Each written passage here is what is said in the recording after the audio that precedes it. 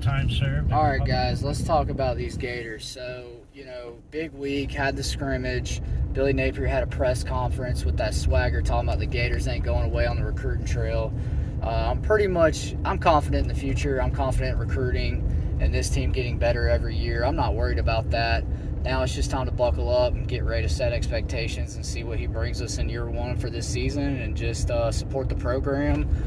Really excited about the direction. Sounds like the development and fundamentals have been there according to Billy Napier. He said they're progressing, as expected right now or better than expected on fundamentals. Special teams needs a lot of improvement, he said. I think we're set at punter. Not really so much worried about that. Sounds like the kicking game with the Trey Smack and the kickers, Howard leaving and transferring, that's an open competition still. Nobody's really taken over at that spot. Kick returner, sounds like Naquan and Trevor Etienne is, pretty much taking over that spot with Xavier Henderson. There's still competition there. Need some work in kick return. So it sounds like special teams is still up for grabs. A lot of swapping out and mismatching parts there, interchangeable.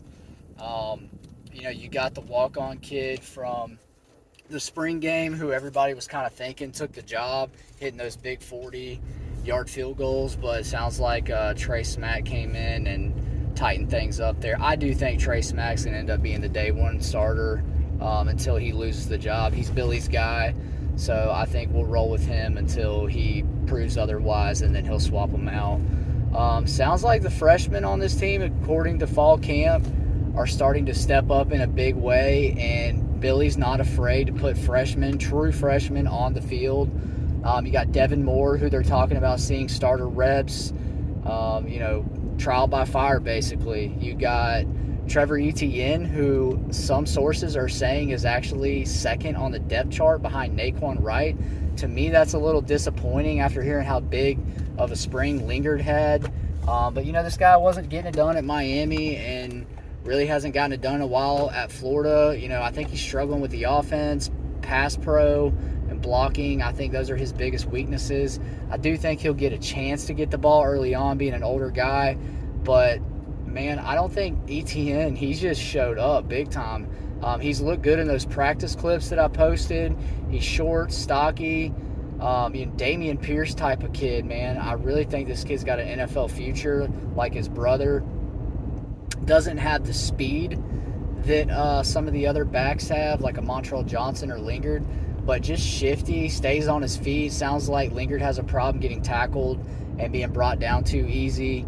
But we'll see. I take that stuff with a grain of salt.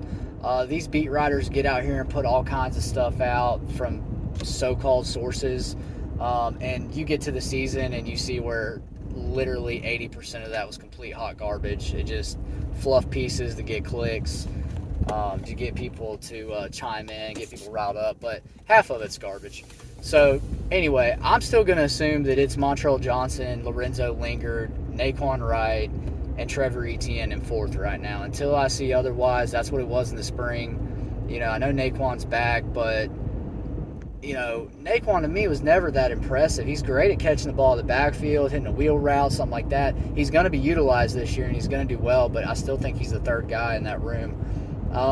Quarterback, Anthony Richardson, didn't play much in the scrimmage. They wouldn't say who was who or who got picked off, but the offense sputtered really bad. Couldn't even score in the red zone. That's concerning for me.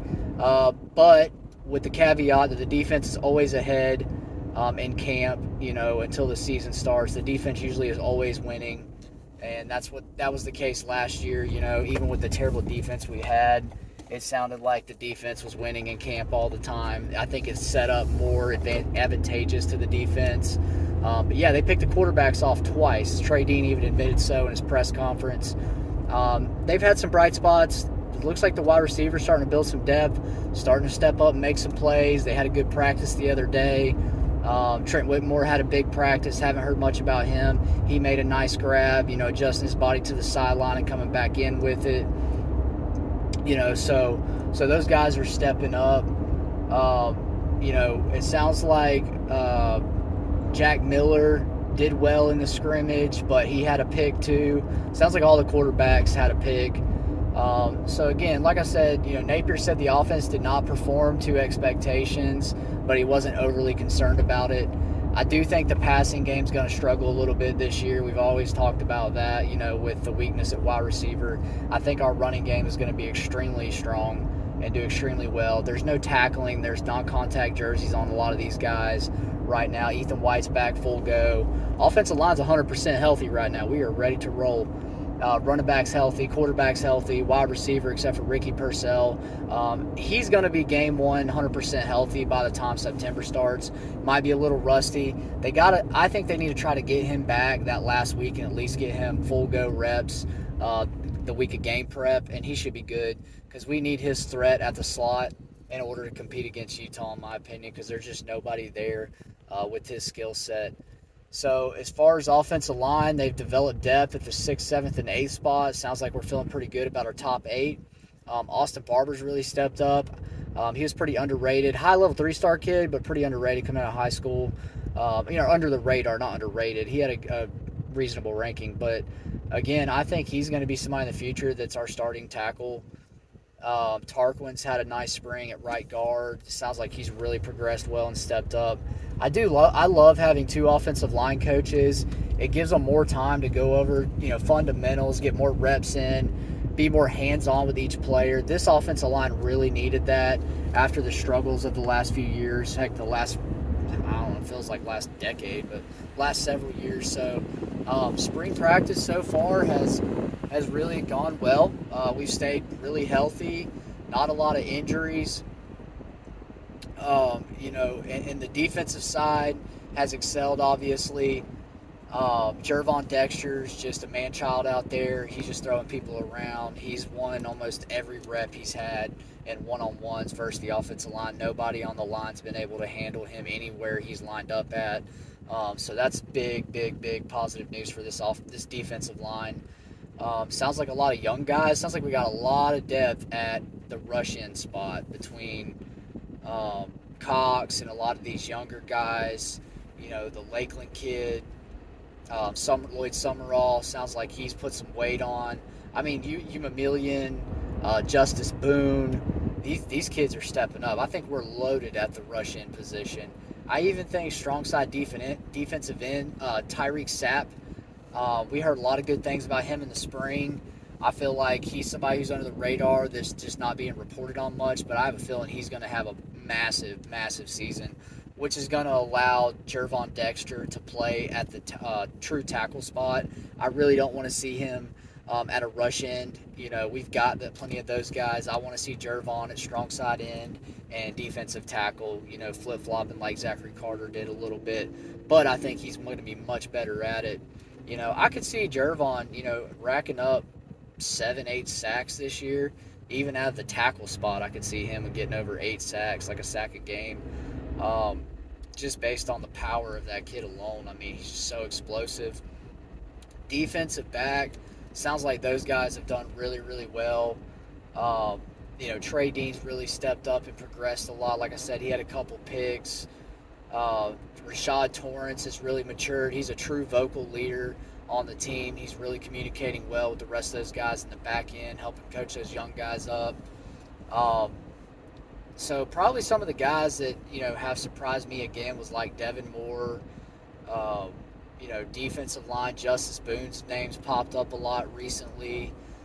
Trevor Etienne's a real big surprise for me. And then Max Brown. So a lot of rumor out there that Max Brown may be ahead on the depth chart of Jack Miller. That is not the case. He is not ahead of Jack Miller yet. But, and I'm throwing this but in there because this kid is much more higher upside than Jack Miller, much more athletic. The ball doesn't come out yet. His mechanics are really bad. But once they fix his mechanics and get him throwing the ball right, get his footwork down, I do believe he actually will jump Jack Miller. I don't think Jack Miller is the future at quarterback at Florida. I believe Max Brown will leap over him on the depth chart. He's had some really nice throws in practice. I heard Max Brown did well in the scrimmage. So I think that's somebody to look out for, potentially pushing for that second spot sometime during the season. especially if AR went down for some reason.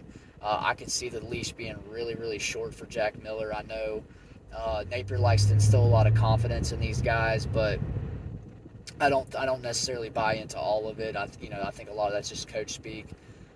Coach Chaos, Coach Spencer's been crushing it on the trail. The guy is just amazing. He's the best recruiter. I believe truly he's the number one recruiter in the nation. This defensive line class could literally be the top defensive line class in the entire country by the time it's all said and done. It's easily the best we've had since Dante Fowler's class. So, yeah, guys, I just want to give y'all a quick report.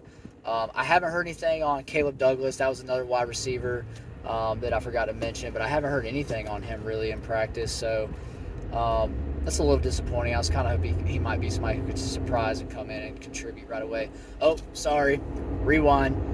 Chico, I can't say his name. Chico Bowman, not DeMarcus Bowman. He gone. Couldn't cut it. He couldn't cut it at Florida. So Chico Bowman at wide receiver is shredding the defense. So this is like the most exciting thing for me. I think he's my sleeper pick for surprise receiver of the year. I think he could be second on the team behind Persall in receptions and yardage after catch. This kid's got a little Kadarius Toney in him, a little wiggle, very, very explosive, can make all the cuts, really fast kid. I watched look at him in my practice clips, make his catch over his head and then just cut and get upfield. This is like a really under-the-radar, unranked JUCO kid, I think, that came in. And, man, he's incredible. I'm really excited about him. He looks athletic, really fast kid. Look for this kid to be on the field. I heard he's pushing for day one starter reps, like legit might be our starting slot guy or 1A, 1B with Persall. So look out for him to see the field and displace some of these guys that have been on the roster. I'm getting long-winded here, guys. I know it. So y'all have a good day. I'll talk to y'all soon. I appreciate y'all's time. Thank you. Please like and subscribe to the channel.